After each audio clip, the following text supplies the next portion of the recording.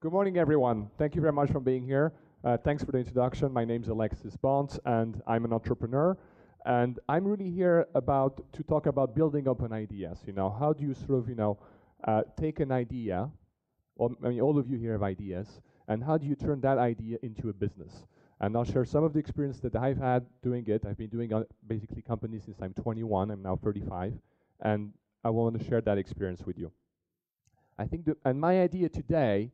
My goal today is if I manage in these 15 minutes to get one of you here in the room to say, you know what, actually this idea I've been having for years and years and years, I'm going to turn into a business, well, that will be 15 minutes very well spent. Worst case scenario, if I manage to get some of you to understand, to have a bit of a roadmap of, okay, it's not so hard to get into to turn an idea into a business, and this is how I could do it, then that won't be so bad. But I hope I can do the first thing. The first thing, a little bit about myself. I'm a very transparent person because I'm an internet entrepreneur, so I'm very much online. I guess a lot of you guys are on Twitter. How many people here have a Twitter account? Yeah, so almost half the room. So basically, if you go to my Twitter account, you'll find out that I enjoy, jumping out of airplanes, wearing a tuxedo, with a guy on my back. I don't know what that means. You'll also find out that I have a bit of a interesting picture. Which I change from time to time. But if you look at that picture, you see that on my t-shirt it says, I failed. Okay. And I failed is important. Why? Because failure always precedes success. Or another way to say it, success is built on a series of small failures. It's how you deal with the failures that's going to make you succeed.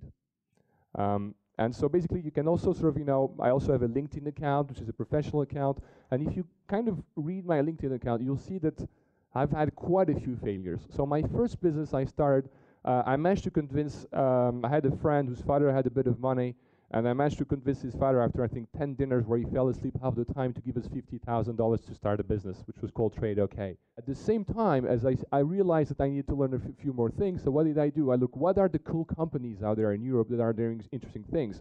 There was a company called lastminute.com, which I joined. You guys probably don't remember this, but lastminute.com was the last company to basically go public when there was the bubble burst, after the bubble burst in 2000. And then that company was sold for about $1 billion. Being the first, being the first to have that idea helps. But not always. It helps. eBay, the first to do auctions, that was very good for them. But how many of you remember a website called Friendster? 1, 2, 3, well, a few, 5 or 6 people. Friendster. MySpace, a bit more? Okay. And how many of you are on Friendster or MySpace still? Yeah, 2 people. How many of you on Facebook? Everybody. They weren't the first to have the idea. Okay, so being the first doesn't always help. It's all about execution. How do you really do the execution of the idea? How do you turn that idea into reality? But the most important thing, the worst thing that you can do is not following up on your idea. The thing, I have this great idea, it's too bad I didn't do it. No, you've got to do it. You've got to give it a try. You've got to swing the bat. Eventually you'll get it. Regrets are the sum of the risks you did not take. Later on, if you have regrets, that's because at one time in your life, you didn't take that risk. You didn't take that chance. You didn't say, I'm going to try that idea. And that's what you call regrets. So don't fall in that trap. Another big important thing about ideas, to assess if your idea is really good, is you've got to think about what problem are you solving, okay? The best ideas are simple solutions to large problems. That's the best ideas. Google, solution to search, tens of millions, hundreds of millions of web pages on the internet, very badly organized. Google sorted out search, very powerful. If you think about the iPod that then became the iPhone and completely revolutionized the music industry, what did it solve? I had this music collection I couldn't take with me. Now music is mobile, goes everywhere. All my music collection follows me. Skype, international calls, very expensive. International calls on Skype are now free. Simple solution to large problem. And often, your initial idea won't be the right one. Very often you'll have an idea and it won't really work, okay?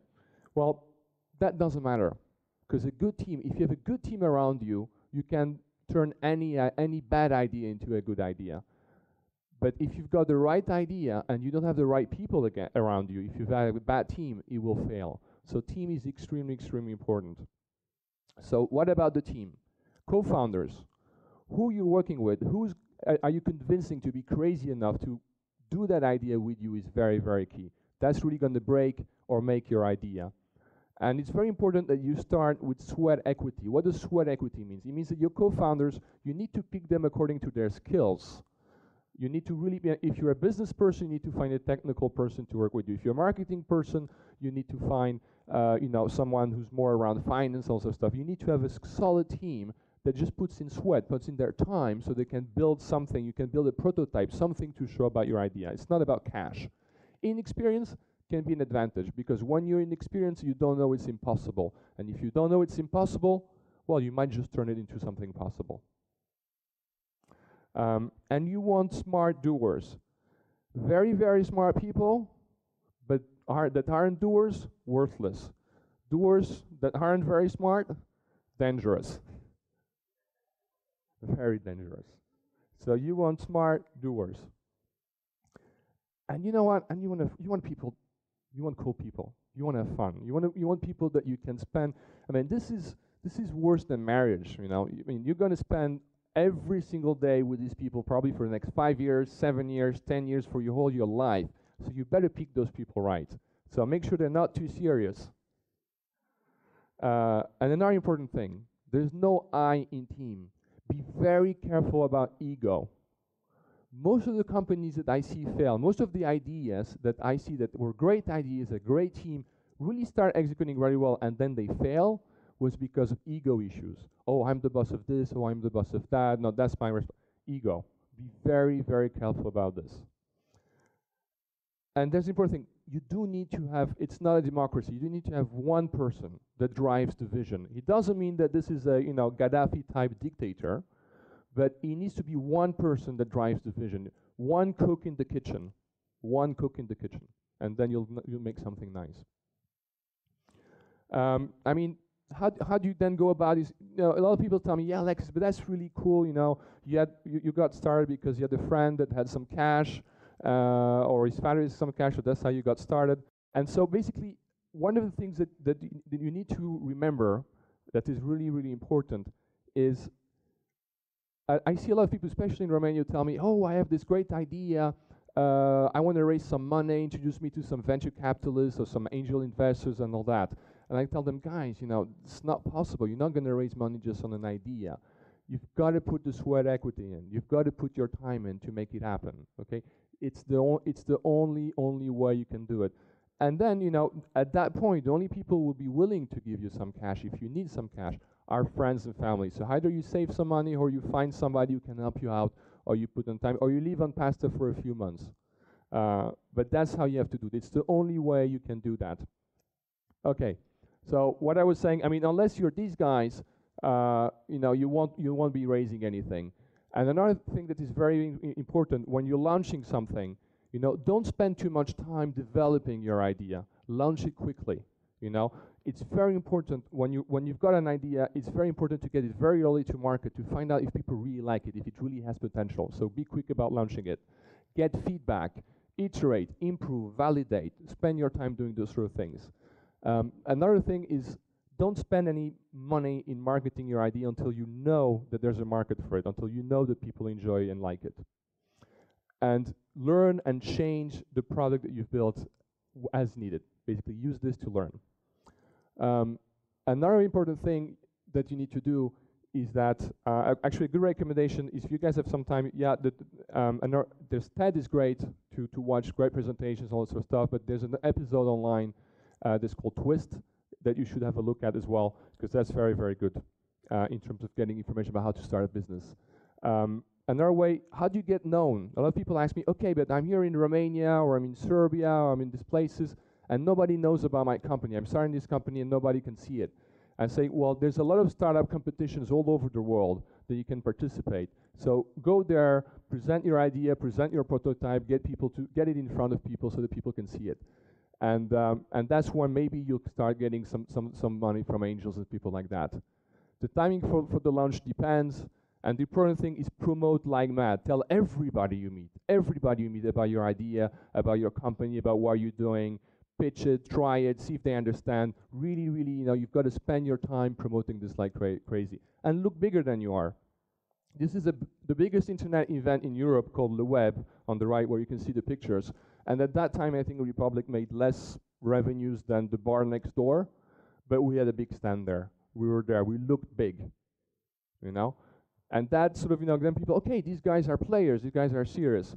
And then, of course, we did it in a way where we paid after a while. We were very careful and all this sort of stuff. But try and look bigger than you actually are, and be very cheap. And I know this sounds very like a capitalist pig speaking here, but unfortunately, in a startup company, when you're starting your idea, you've got to hire slowly and you've got to fire very quickly.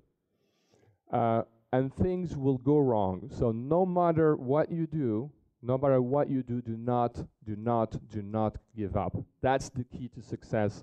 That's the key to execution for your idea. How many people here know Angry Birds? Okay. Okay, Angry Birds was made by a company called Rovio. Okay. I don't know if you know this, but before doing Angry Birds, Rovio did 18 or 19 different games that all failed. All of the games that they did before all failed or were middle successes, and then they did Angry Birds. So they did not give up. I mean, the part about VCs and venture capitalists, I think the important thing that you need to remember about this is right now there's a lot of people who do internet companies, and you see in the newspaper, oh, I raised 2 million, oh, I raised 5 million, oh, I raised 10 million euros. It's very, very, very dangerous. The VC's priority is growth and profits. When you're turning your idea into a business, your priority might be completely different. You might not care about money. You might care just about changing the world. You might care about really doing something incredible. You might have different priorities, so be very, very careful. Don't succumb to the ego of saying, hey, I've raised money, look how cool this is, validates my idea. No, your idea isn't validated by people giving you money or investing in your company. Your idea is validated about people using it, about people buying your product. That's what validates. But whatever you do, if you want to make your idea big, don't do what these guys did. And you know what these guys did? They ran out of money. That's what happened, because that's when it's finished. That's when it's over. And if you don't run out of money, if you don't give up, if you stick to your guns, if you really get the right founders, no matter what happens, I assure you, you will eventually land on your feet and you will do well. So I hope that one of you today will take his idea and say, you know what? I can turn it into a business. And if a few of you do this, I think this big financial crisis that we're seeing everywhere, if more people turn ideas into businesses, that's a big part of the solution. Thank you.